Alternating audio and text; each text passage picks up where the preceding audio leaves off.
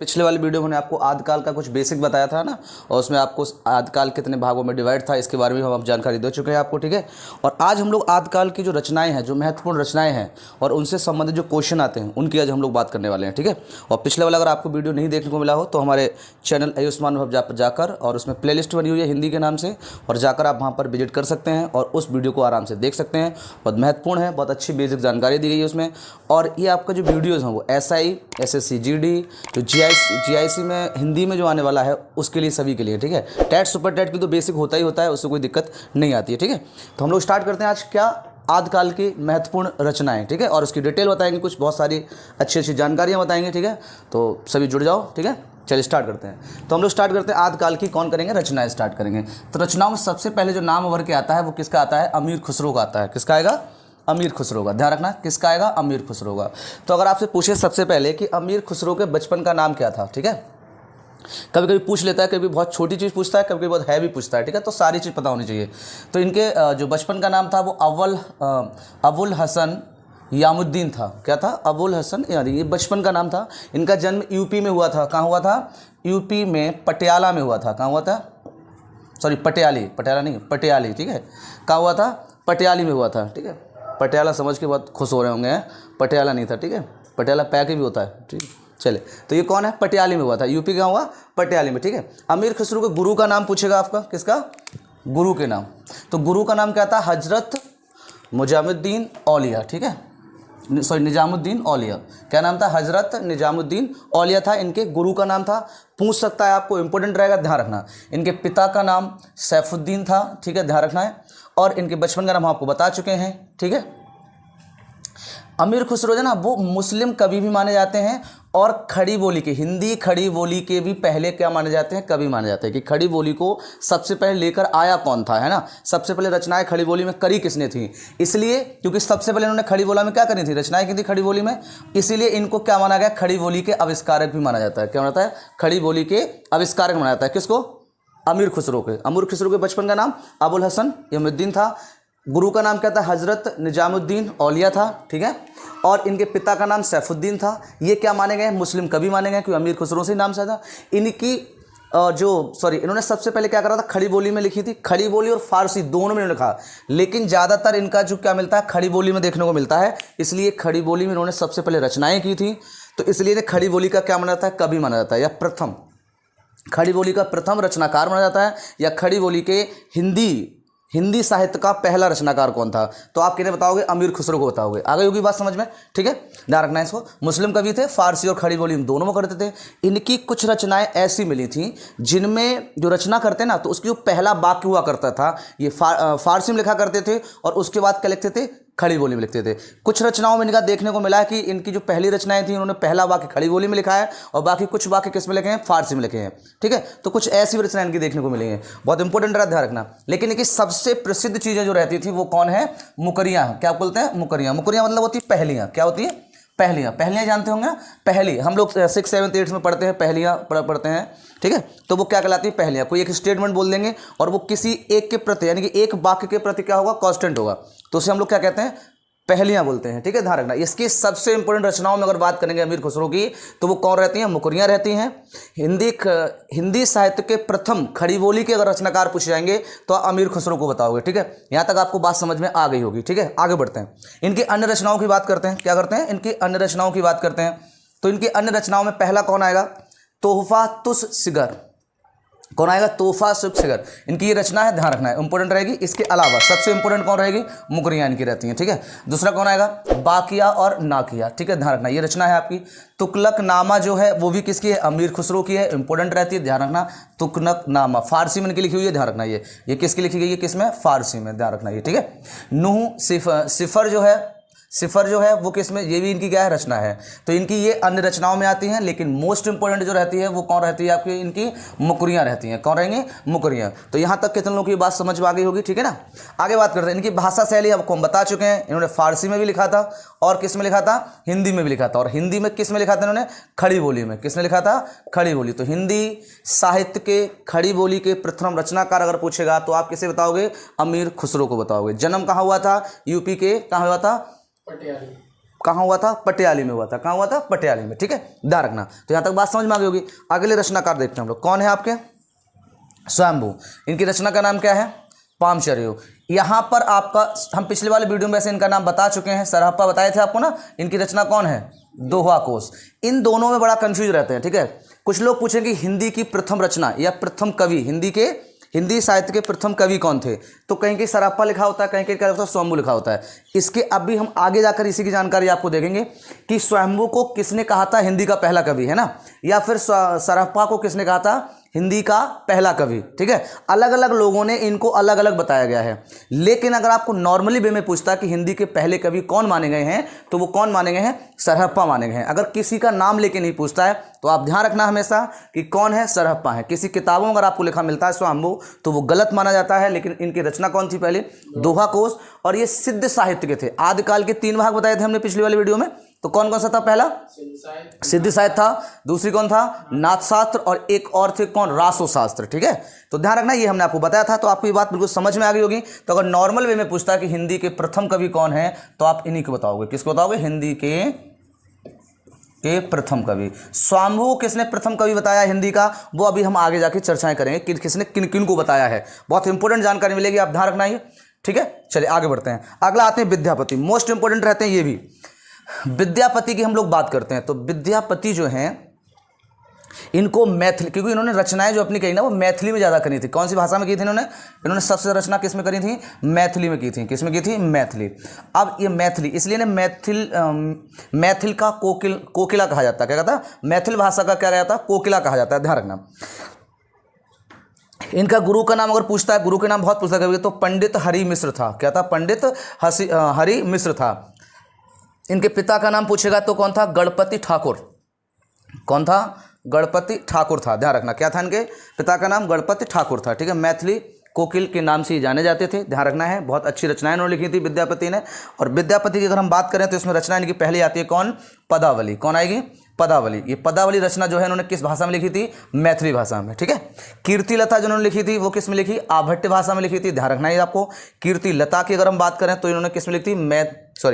मैथिली, इन्होंने मैथिली में लिखी थी। ये कीर्ति पताका होगी, सॉरी यहाँ पर क्या होगी? यहाँ कीर्ति पताका। कीर्ति पताका ये भी किस में लिखी हुई थी? मैथिली भाषा में लिखी गई थी। तो विद्यापति की रचना पहली होगी पदावली। कौन होगी थी? पदावली, कीर्तिलता और कीर्ति पताका। ये आपकी मैथिली भाषा में पदावली लिखी गई थी, आभट्ट भाषा में कीर्तिलता लिखी गई थी, और कीर्तिलता पताका लिखी गई थी किसमें? मैथिली में। इसके बाद भी कुछ इनकी रचनाएं रहती हैं, इंपॉर्टेंट रहती हैं। पूछेगा कि विद्यापति की संस्कृत भाषा में लिखी हुई रचनाएं कौन सी थी?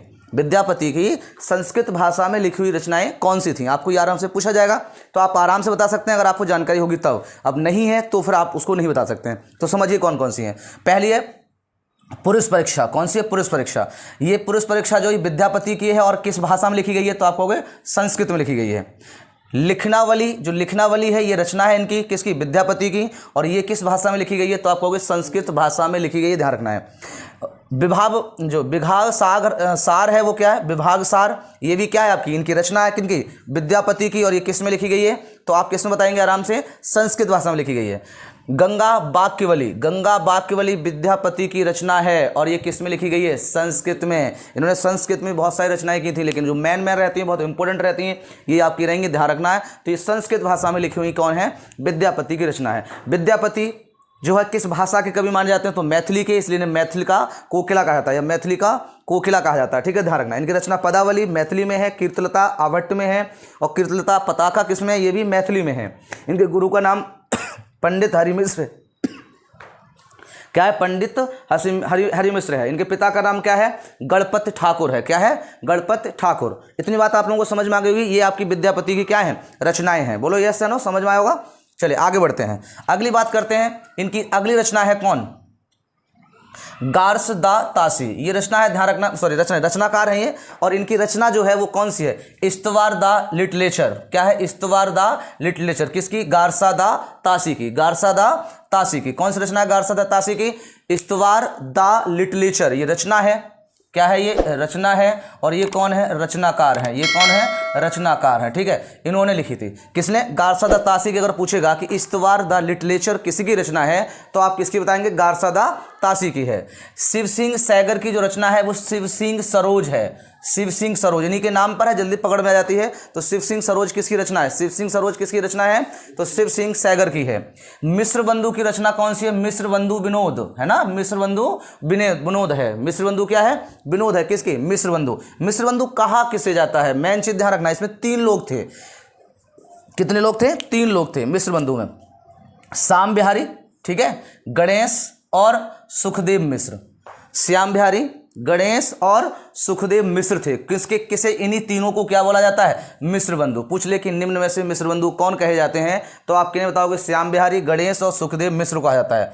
अगला आता है रामचंद्र शुक्ल। इनकी जो साहित्य की रचना थी वो कौन है? हिंदी साहित्य का इतिहास, ये रामचंद्र शुक्ल ने लिखा था। किसने लिखा था? रामचंद्र शुक्ल ने लिखा था हिंदी साहित्य का इतिहास। गणपति चंद्रगुप्त ने कौन सी रचना लिखाई थी? यहां पे ध्यान रखना है इनकी। तो इनकी रचना है हिंदी साहित्य का वैज्ञानिक इतिहास। अगर पूछा जाता है किसने लिखा था हिंदी साहित्य का वैज्ञानिक इतिहास, किसने लिखा था, तो आप किसे बताओगे? गणपति चंद्रगुप्त ने लिखा था। और ये कैसी, किन की रचना है, कौन से काल की रचनाएं हैं? तो हिंदी साहित्य की हैं। कौन सी है? ये आदिकाल की रचनाएं हैं। किसकी है? आदिकाल की रचनाएं, ध्यान रखना। ये अगला आता है लक्ष्मीधर।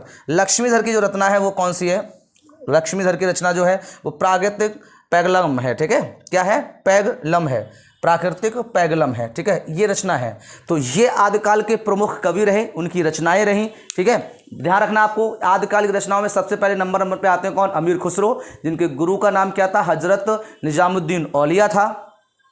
इनकी सबसे प्रसिद्ध अगर रचनाएं पूछी जाएंगी तो कौन बताओगे? मुकरियां बताओगे। कौन बताओगे? मुकरियां। ठीक है, और इनके पिता का नाम सैफुद्दीन था। ये मुस्लिम कवि माने जाते हैं और इन्हें खड़ी बोली और फारसी दोनों में लिखा है। लेकिन ज़्यादा इन्होंने जो बल दिया है, ज़्यादा सर्च जो किया है, ज़्यादा जो रचनाएं लिखी हैं वो खड़ी बोली में लिखी गई हैं। इसलिए इन्हें खड़ी बोली का आविष्कारक माना जाता है। क्या माना जाता है? खड़ी बोली का आविष्कारक। इन्होंने क्या करा है? इसको खोजा है। ठीक है, क्या करा है? आविष्कार किया है, एक नई चीज़ लेके आए हिंदी साहित्य में। इनकी अन्य रचनाएं हम बता चुके हैं। तोहफा तू सिगार है, वाकिनोकिया है ना, तुगलकनामा है और नूर सिफर है। ठीक है, ये इनकी क्या है? अन्य रचनाएं हैं। भाषा इनकी ध्यान रखना हिंदी और खड़ी बोली थी, हिंदी में खड़ी बोली थी, ध्यान रखना। स्वाम्बु में पामचर्य थी इनकी रचना। सरप्पा हिंदी के दोहा थे। सरप्पा ही को हिंदी का क्या माना गया है? पहला कवि माना गया है। माना इनको भी जाता है, लेकिन इनको अलग से किसी ने कहा है, वो आगे हम बताएंगे अभी। ठीक है, विद्यापति की बात कर लें तो ये मैथिली में सबसे ज्यादा रचनाएं की थी, इसलिए इन्हें क्या बोला गया है? मैथिल कोकिला बोला गया। क्या बोला गया? मैथिल कोकिला बोला गया। ध्यान रखना, बता चुके हम आपको। गुरु का नाम पंडित हरि मिश्र था, पिता का नाम गणपति था। और विद्यापति दरबारी अगर पूछता है कि दरबारी किसके थे, दरबारी कवि, तो आप किसे बताओगे? कीर्ति सिंह के थे। कीर्ति सिंह। ठीक है, ध्यान रखना। ये मैथिली से कोकिला हो गया समझ में। पदावली मैथिली में लिखी हुई थी। कीर्तिलता आवहट्ट में लिखी हुई थी। कीर्तिलता पताका मैथिली में लिखी हुई थी। ठीक है, गारसी द सारसी की जो तासी जो थी, उनकी रचना कौन है? इस्तवार द लिटरेचर है। शिव सिंह की सैगर की क्या है? शिव सिंह आपका सरोज है। मिश्र बंधु ने क्या लिखी थी? मिश्र बंधु विनोद लिखी थी। आदिकाल में लिखी थी रचनाएं, इसलिए इनकी सारी लिखी हुई हैं। मिश्र बंधु कौन लोग होते हैं? तो 3 लोग हैं इसमें। कौन? श्याम बिहारी, गणेश और सुखदेव मिश्र। रामचंद्र शुक्ल ने लिखी थी हिंदी साहित्य का इतिहास। और गणपति चंद्रगुप्त लिखा हिंदी साहित्य का वैज्ञानिक इतिहास लिखा था। और लक्ष्मीधर ने क्या लिखा था? प्राकृतिक पैगलम लिखा था। ठीक, यहाँ तक बात समझ में आ गई। नेक्स्ट हम लोग बात करेंगे अभी आगे और बताएंगे कि कौन कौन कवियों ने किसको हिंदी का प्रथम कवि कहा था। ठीक है, चलिए आगे बढ़ते हैं। ठीक है, हम लोग अब बात करते हैं कि हिंदी के प्रथम कवि। जैसे हमने अभी बताया था आपको कि जो सरप्पा है उनको हिंदी का प्रथम कवि माना गया है, लेकिन कुछ कवियों को अलग से भी माना गया है। और किन किन लोगों ने माना है उनकी हम लोग बात करेंगे। बहुत इंपॉर्टेंट रहेगा आपको, इसमें से क्वेश्चन आपको 101% मिलेंगे, कोई भी एग्जाम आ जाए। ठीक है, बहुत ध्यान समझेंगे। देखिए, सबसे पहले आता है कि रामकुमार वर्मा के अनुसार हिंदी का प्रथम कवि किसे माना गया है? ध्यान समझना। रामकुमार वर्मा के अनुसार हिंदी का प्रथम कवि किसको माना गया है? तो आपको स्वाम्बु को भी हमने बताया था कि स्वाम्बु किसने माना था। ये भी हिंदी के प्रथम कवि माने गए, लेकिन किन के अनुसार हैं ये? तो आपको रामकुमार वर्मा के अनुसार है। किसके अनुसार है? रामकुमार वर्मा। 693 ईस्वी। आप ध्यान रखना, डेट है इनकी लोगों की। राहुल सांकृत्यायन की अगर हम बात करें तो इन्होंने सरप्पा को पहला कवि माना है। हिंदी का प्रथम कवि किसने माना है? सरप्पा को माना है। ठीक है, यही हमने बताया था अभी आपको। ठीक है, ध्यान रखना। राहुल सांकृत्यायन को सरप्पा को क्या माना है? पहला कवि। शिव कुमार सैगर की हम बात करें कि शिव कुमार सैगर ने या शिव कुमार सैगर के अनुसार किसको हिंदी का प्रथम कवि माना है? तो पुष्पदत्त या पुंड, एक ही नाम है इनके, ध्यान रखना। पुष्पदत्त या, ठीक है, पुष्पदत्त दत्त या पुंड, ठीक है, ध्यान रखना। ये शिव कुमार सैगर के अनुसार है, ध्यान रखना। चंद्रधर शर्मा के अनुसार हिंदी का प्रथम कवि किसको माना गया है? तो राजा मुंज को माना गया है। किसको माना गया? राजा मुंज कवि है ये भी। रामचंद्र शुक्ल के अनुसार किसको माना गया है? रामचंद्र शुक्ल के अनुसार तो राजा मुंज को भी मानते हैं ये लोग, ये और क्या मानते हैं? भुज को भी मानते हैं, राजा भोज को मानते हैं, ठीक है, ध्यान रखना। रामचंद्र के अनुसार अगर पूछता है कि प्रथम कवि कौन है हिंदी के, तो आप किन्हें बताओगे? राजा मुंज भोज को माना है इन्होंने, ध्यान रखना। आगे डेट लिखी हुई है, ध्यान रखना इसको, ठीक है। अगली बात करते हैं कि गणपति चंद, कौन? गणपति चंद के अनुसार किसको हिंदी का प्रथम कवि माना गया है? तो आपको शालिभद्र सूरी को माना गया है, शालिभद्र सूरी को माना गया, ध्यान रखना। हजारी प्रसाद द्विवेदी के अनुसार किसको माना गया है? हजारी प्रसाद द्विवेदी के अनुसार हिंदी का प्रथम कवि किसको माना गया है? तो आपको बोले अब्दुल रहमान को माना गया है, ध्यान रखना। किसको माना गया है? अब्दुल रहमान को हिंदी का प्रथम कवि माना गया है इनके अनुसार। बच्चन सिंह के अनुसार किसको माना गया है? बच्चन सिंह के अनुसार हिंदी का प्रथम कवि जो माना गया है वो किसको माना गया? विद्यापति को माना गया। किसको माना गया? विद्यापति को। समझ में आ गया यहाँ तक कि प्रथम कवि किसके अनुसार है। लेकिन अगर नॉर्मली पूछता है, बिल्कुल ऐसे ही आपसे पूछेगा, तो आप किसे बता दोगे? सरहप्पा को बताएंगे। किसको बताएंगे? सरहप्पा को। लेकिन अगर किसी के अनुसार पूछता है तो सब अनुसार के अनुसार है। स्वयंभू जो है वो रामकुमार वर्मा के अनुसार है हिंदी के प्रथम कवि, ध्यान रखना। सुनो, स्वयंभू कौन है? रामकुमार वर्मा के अनुसार है हिंदी के प्रथम कवि। सरहप्पा जो है वो राहुल सांकृतान के अनुसार है हिंदी के पहले कवि। इन लोगों ने बताया था हमको, ठीक है। शिव सिंह सैगर के अनुसार पुष्पदत्त और पुंड को माना गया। सीधे कह देगा कि शिव सिंह सैगर के अनुसार निम्न में से हिंदी का प्रथम कवि कौन माना गया है? तो आप किसे बताओगे? पुष्पदत्त या पुंड को बताएंगे। चंद्रधर शर्मा के अनुसार अगर पूछता है कि हिंदी का प्रथम कवि कौन माना गया है, तो आप किसे बताओगे? राजा मुंज को बताओगे। रामचंद्र शुक्ल के अनुसार बताओगे किसको माना गया पहला हिंदी का कवि, है ना, हिंदी का पहला कवि, तो आप किसे बताएंगे? इन्होंने दोनों को बताया, राजा मुंज को भी बताया है और भोज को भी बताया है, ध्यान रखना।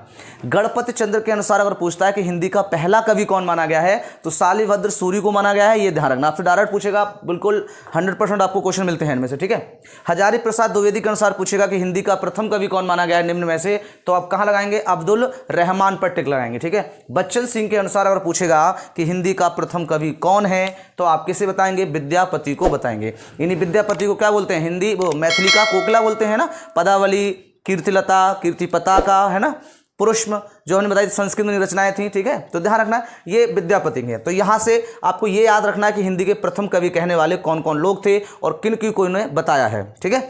आगे थोड़ी सी और चर्चा करते हैं इसकी, जो मेन क्वेश्चंस रहते हैं उनको समझ लेते हैं। खड़ी बोली आदिकाल में हम लोग बात कर रहे हैं, कुछ आपको अलग से जानकारी दे रहे हैं, तो आपको थोड़ा ध्यान रखेंगे। फिर हम लोग अगला काल पे पहुंच जाएंगे। नेक्स्ट काल जो आपका आएगा वो कौन सा आएगा? भक्ति काल आएगा। कौन आएगा? भक्ति काल, ध्यान रखना। इसकी अगर हम बात करें तो देखो, अगर पूछा जाए कि खड़ी बोली हिंदी गद्य की प्रथम रचना, पूरा ऐसे स्टेटमेंट देखा आपको, खड़ी बोली हिंदी गद्य की प्रथम रचना किसको माना गया है? किसको माना गया है? मोस्ट इंपोर्टेंट रहता है, तो ध्यान रखना कौन है? गोरा बादल की कथा। आपने सुनी भी होगी इस रचना का नाम, कौन? गोरा बादल। लेकिन गोरा बादल है क्या? तो खड़ी बोली हिंदी गद्य की क्या है? प्रथम रचना है। हिंदी खड़ी बोली की क्या है? प्रथम रचना है, ठीक है, ध्यान रखना। किसकी है ये? तो आपको जटमल की है। किसकी रचना है? गोरा बादल की कथा जटमल की। खड़ी बोली हिंदी गद्य की प्रथम रचना, ध्यान रखना हिंदी गद्य जुड़ा होना चाहिए। क्या होना चाहिए? हिंदी गद्य। अगर सीधे हिंदी की प्रथम रचना पूछेगा खड़ी बोली की, ठीक है, तो आपको अलग बताएंगे उसके लिए कौन सी होगी, सही है, ध्यान रखना। तो यहां पर हिंदी गद्य जुड़ा रहेगा। हिंदी की प्रथम कहानी, अगर आपसे डायरेक्ट पूछता है कि हिंदी की प्रथम कहानी कौन सी है, तो आप किसे बताओगे? इंदुमती को। किसको? इंदुमती हिंदी की क्या है? प्रथम कहानी है। हिंदी की प्रथम कहानी की अगर बात करेगा तो कौन है वो? इंदुमती है, ठीक है। किसने लिखी थी? तो किशोरीलाल गोस्वामी ने लिखी थी। किसने? किशोरीलाल ने, ध्यान रखना है आपको। हिंदी का प्रथम अगर उपन्यास पूछता है, इंपॉर्टेंट रहता है, पूछ सकता है आपसे, उपन्यास कराएंगे तो उसमें भी आपको अलग से बताएंगे हम, ठीक है। तो हिंदी का प्रथम उपन्यास जो है वो कौन सा है? परीक्षा गुरु है। कौन है? परीक्षा गुरु, जो किसका लिखा हुआ है? श्री श्रीनिवास दास, है ना, या श्रीनिवास दास भी आप कह सकते हो। तो ये क्या? हिंदी का प्रथम उपन्यास है, ठीक है। आगे भी हम जानकारी दे रहे हैं, ठीक है, और इसके कुछ और बताते हैं कि इनमें और क्या क्या पूछा जाता है, तो आपको ये ध्यान रखना है। बहुत बहुत